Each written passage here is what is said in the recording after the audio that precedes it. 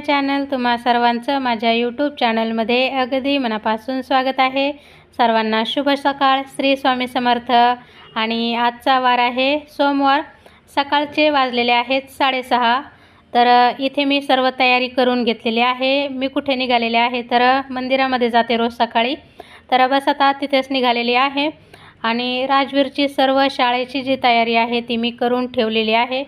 असंही व्हिडिओला सुरुवात झालेली आहे। व्हिडिओ कशा संदर्भात आहे ते तुम्हाला व्हिडिओचं टायटल, थंबनेल हे सर्व पाहून लक्षात आलं असेल। तर आता बऱ्यापैकी उन्हाळ्याला सुरुवात झालेली आहे आणि प्रत्येकाच्याच घरामध्ये उन्हाळी वाळवणही बनवलं जात आहे। मागच्या व्हिडिओमध्ये तुम्ही पाहिलं असेल आपण मिक्स डाळीचे जे सांडगे असतात किंवा वडे असतात ते बनवलेले आहेत। आणि आज मी बनवणार आहे बटाट्याचे चिप्स। तर खूप सारे पदार्थ मी बटाट्यापासून किंवा साबुदाण्याच्या खिचडी वगैरे जे असते त्यापासून बनवते उपवासासाठी।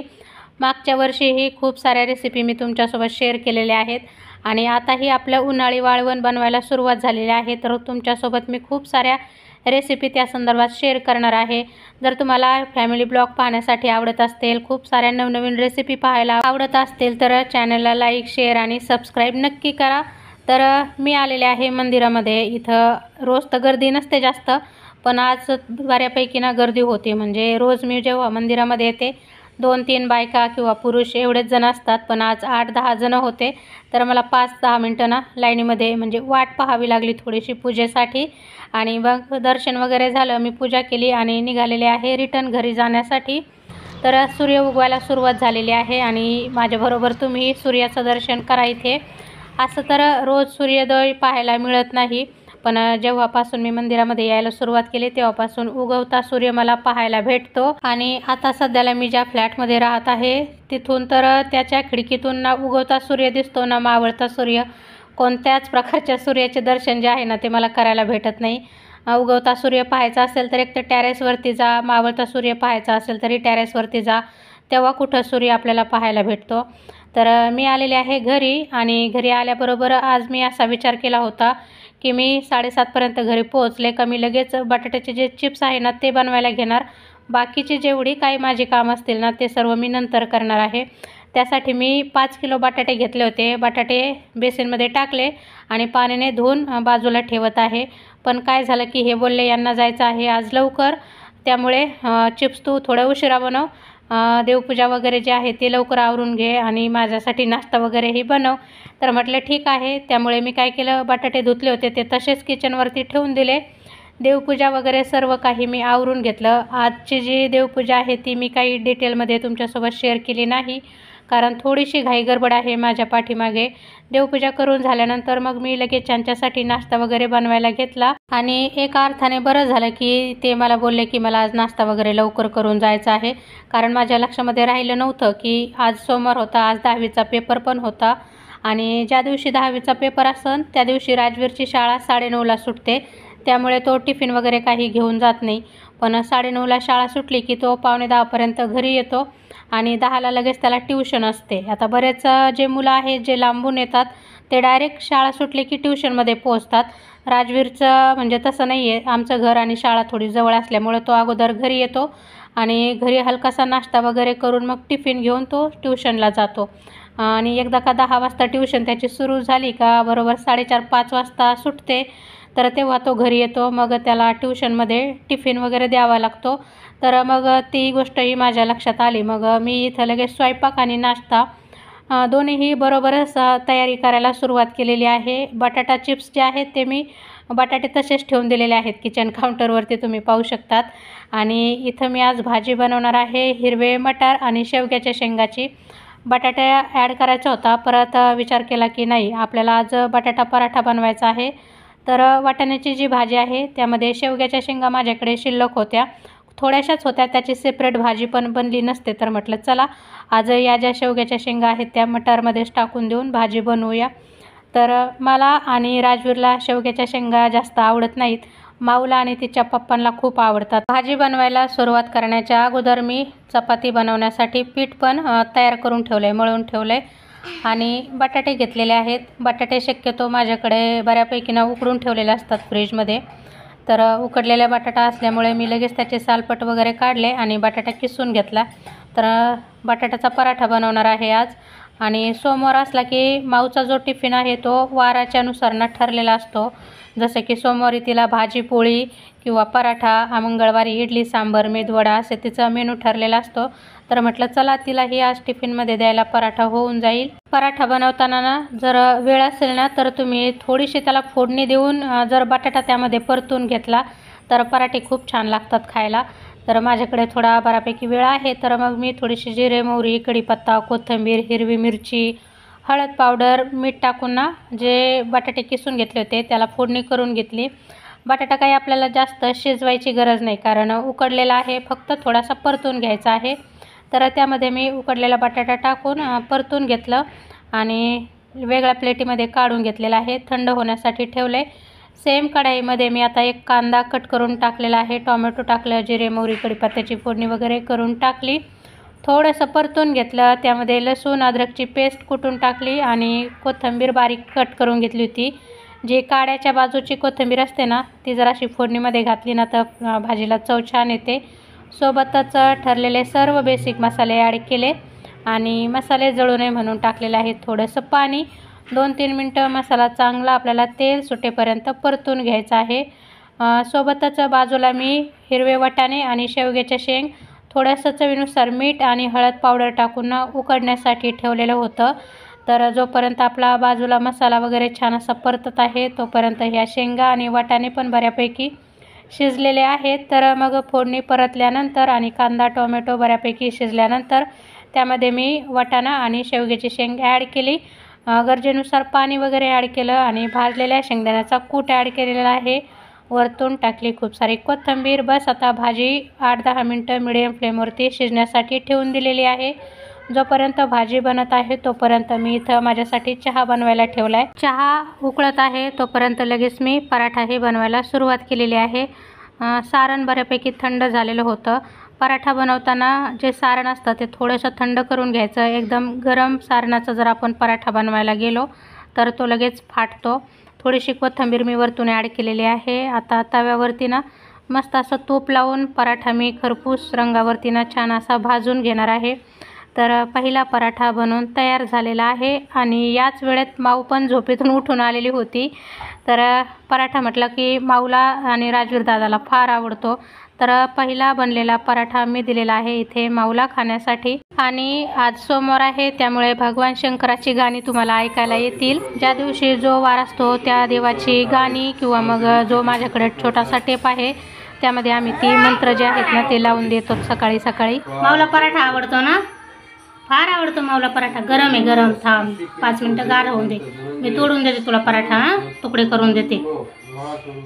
चला आता इथे माझा चहाही बनवून तयार झालेला आहे. तर मी माझ्यासाठी चहा वगैरे गाळून घेतलेला आहे. माऊ चहा दूध प्यायचं तिला? ठीक आहे, तुला पण देते थोडंसं चहा दूध. चहा दूध देऊ थोडंसं माऊला माझ्या? ठीक आहे, चहा पितो तू? तिला थोडंसं दूध पण देतो. ठीक आहे, पाणी पण देते, चहा दूध पण देते माऊला. बस. तर त्यानंतर इथे मी राहिलेली सर्व पराठे बनवून घेतले. हा जो पराठा बनवलेला आहे तो मी माऊच्या टिफिनमध्ये दिला होता. बाकीचे बनवलेले आहेत ते आमच्यासाठी झाले सर्व नाश्त्यासाठी. आणि हे बोललेले की सकाळी यांना लवकर जायचं आहे, पण आता तुम्हीच नंतर पाहताल की हे किती वाजता गेलेले आहेत. माऊची शाळा असते ना 9:30ला असते, तर हे पण 9:30 वाजता गेले आणि सकाळी मला सांगितलं की मला आज लवकर जायचं आहे वगैरे. तर असंच असतं नेहमी यांचं. तर पराठे वगैरे सर्व बनवून झाले. त्यानंतर माऊचा टिफिन वगैरे रेडी केला आणि तिचीही तयारी करून दिलेली आहे. आता तिचे पप्पा जातील तिला सोडायला. ज्या दिवशी ते लवकर जातात त्या दिवशी मग मी जाते माऊला सोडायला. कधी उशीर झाला तर मग ते स्वतः सोडतात. माऊ गेलेली आहे शाळेमध्ये. त्यानंतर मी लगेच चपात्याही बनवून घेतल्या कारण राजवीरला डबा द्यायचा होता आणि बरोबर 9:45पर्यंत तोही आला होता घरी. ज्या दिवशी त्याची शाळा लवकर सुटते ना त्या दिवशी मला नाही वेळ भेटत त्याला घ्यायला जायला. तर मग त्या दिवशी तो त्याच्या फ्रेंड्ससोबत येतो. तर जी भाजी बनवलेली आहे ती भाजी दिली आहे. तो बोलला की त्याला चपाती नको आहे, पराठाच टिफिनमध्ये हवा आहे. तर मग त्याने घरी पराठा पण खाल्ला, सोबतच टिफिनमध्ये पण मी त्याला 1.5 पराठा दिलेला आहे। आता तोही गेलेला आहे ट्यूशनला। त्यानंतर घरातील जी काही कामं आहेत माझी ती मी सर्व आवरून घेतली, भांडी वगैरे घासली, किचन काउंटर क्लीन केला आणि बटाटे अजून आहेत त्या जागेवर पडून आहेत, पाहू शकतात तुम्ही इथे।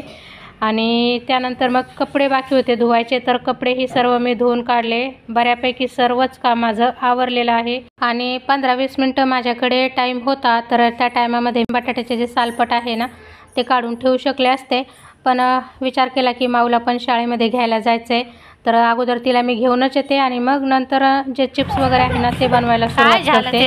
तर इथे मी माऊला शाळेतून घेऊन आलेली आहे। पप्पा सांगते मी, चला चला चला।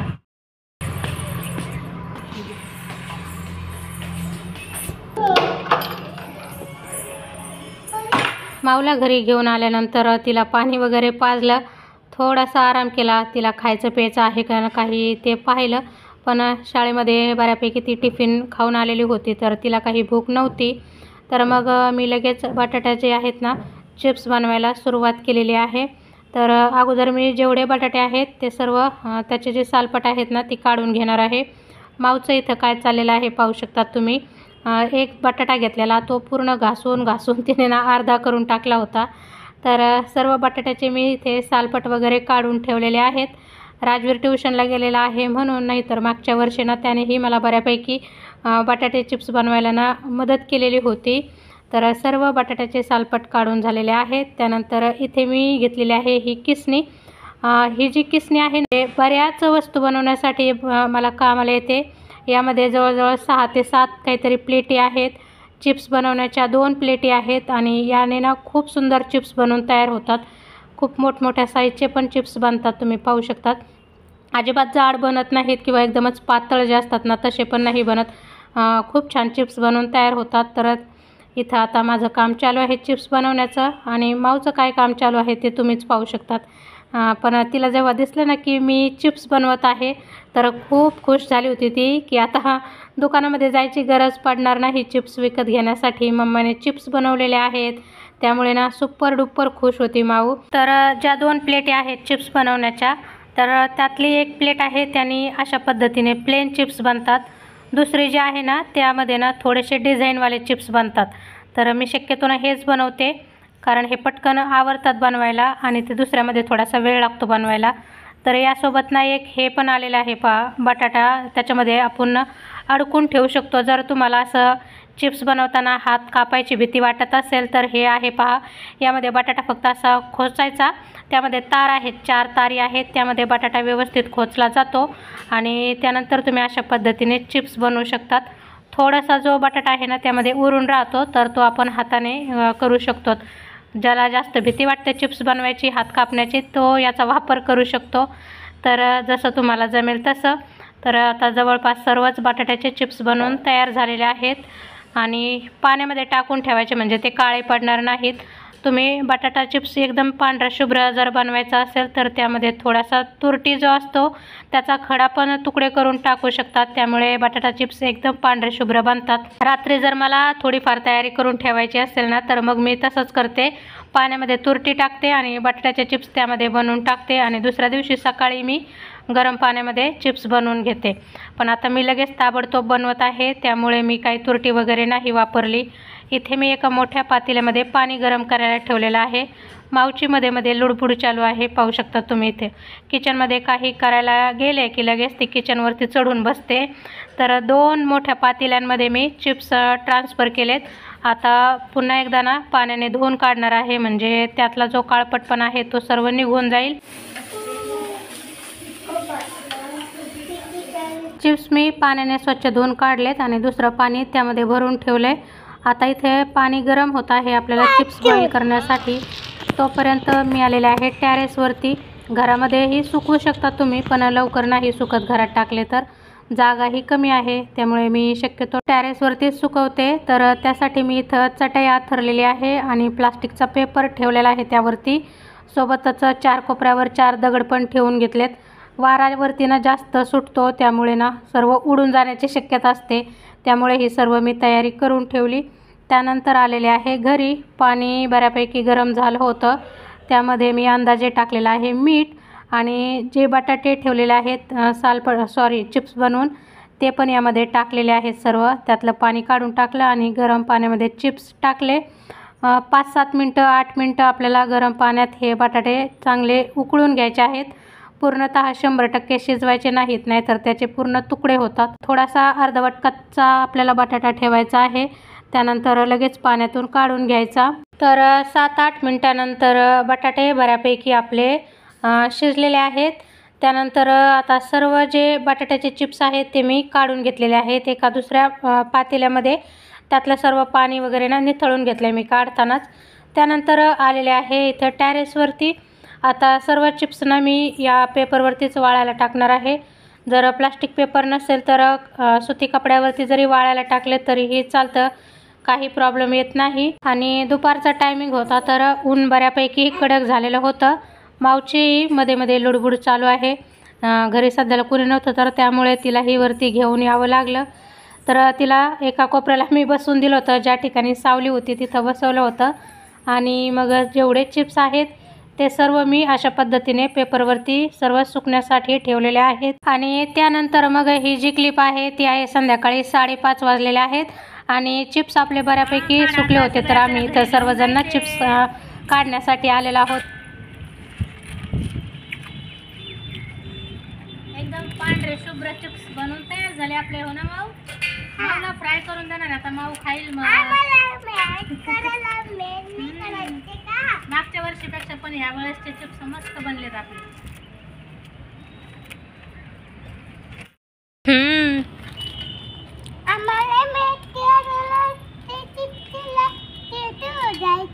काय बोलते माऊ?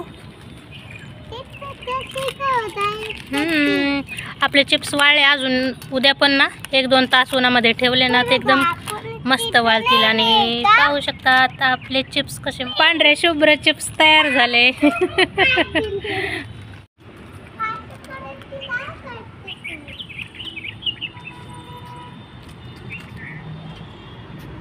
चला तर मग या व्हिडिओचाही मी इथे एंड करते. व्हिडिओ आवडला असेल तर चॅनलला लाईक, शेअर आणि सबस्क्राईब नक्की करा. पुन्हा भेटूया नवीन एका व्हिडिओमध्ये. तोपर्यंत सर्वांना बाय बाय. श्री स्वामी समर्थ.